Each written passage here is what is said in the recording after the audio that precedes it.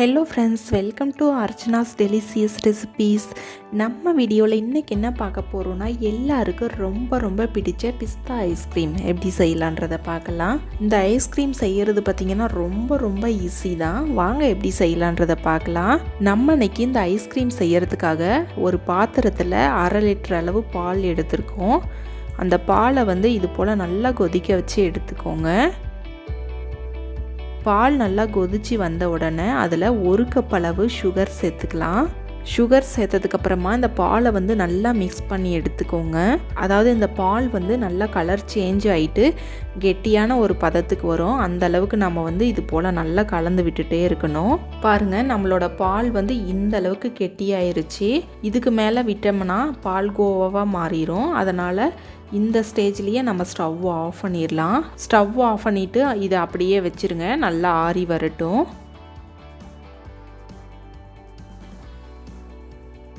இப்போ நம்ம பிஸ்தா ஐஸ்கிரீம் செய்ய ஸ்டார்ட் பண்ணிடலாம். அதுக்கு ஒரு மிக்ஸி ஜார் எடுத்துக்கலாம். அந்த மிக்ஸி ஜாரில் 1/4 கப் அளவு பிஸ்தா எடுத்துக்கலாம். கூடவே ஒரு 15 பாதாம் எடுத்துக்கலாம். பாதாமை சேர்த்ததுக்கப்புறம் ரெண்டையும் கொரகொரப்பாக அரைச்சி எடுத்துகிட்டு வந்துடலாம்.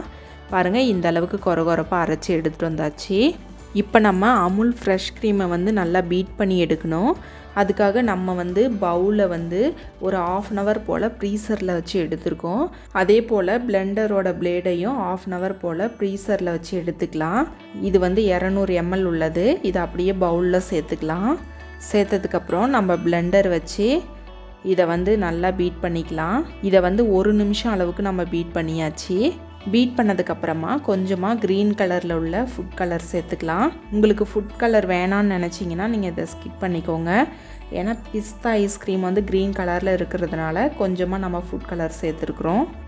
இப்போ ஃபுட் கலரை சேர்த்ததுக்கப்புறமா திரும்பவும் இதை 1 நிமிஷத்துக்கு நம்ம பீட் பண்ணி எடுத்துக்கலாம். பாருங்கள், 1 நிமிஷத்துக்கு நல்லா பீட் பண்ணி எடுத்தாச்சு. அப்படி பீட் பண்ணும் பொழுது இந்த அளவுக்கு நல்லா கெட்டியாக வந்துடும்.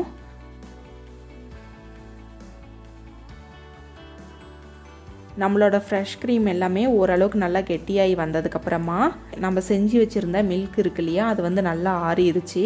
அதை எடுத்து நம்ம ஃப்ரெஷ் க்ரீமில் சேர்த்துக்கலாம். சேர்த்ததுக்கப்புறமா ஒரு ஸ்பேச்சுலா வச்சு இது போல் கலந்து விட்டுருங்க.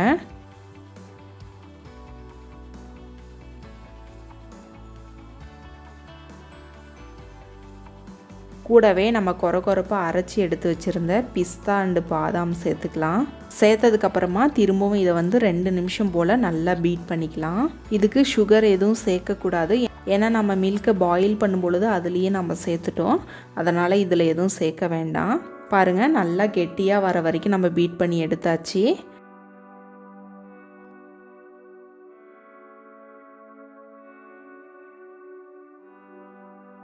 இப்போ நம்ம ஒரு ஏர் டைட்டான கண்டெய்னர் எடுத்துக்கலாம். அதில் நம்ம செஞ்சு எடுத்து வச்சுருந்த ஐஸ்கிரீமை ஊற்றிடலாம்.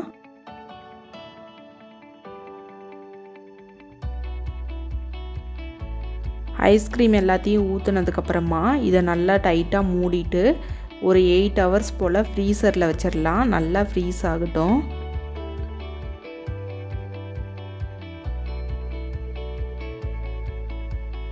இப்போ பாருங்கள், 1 டே அப்படியே விட்டாச்சு. நல்லா ஃப்ரீஸ் ஆகிருச்சு.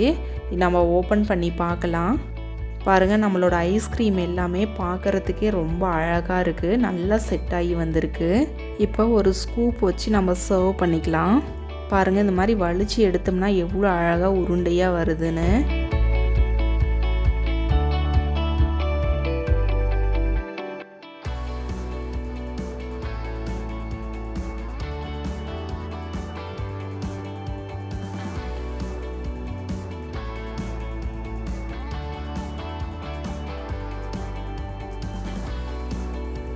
பாருங்கள், நம்மளோட பிஸ்தா ஐஸ்கிரீம் எல்லாமே ரொம்ப சூப்பராக பர்ஃபெக்டாக ரெடியாகி வந்திருக்கு.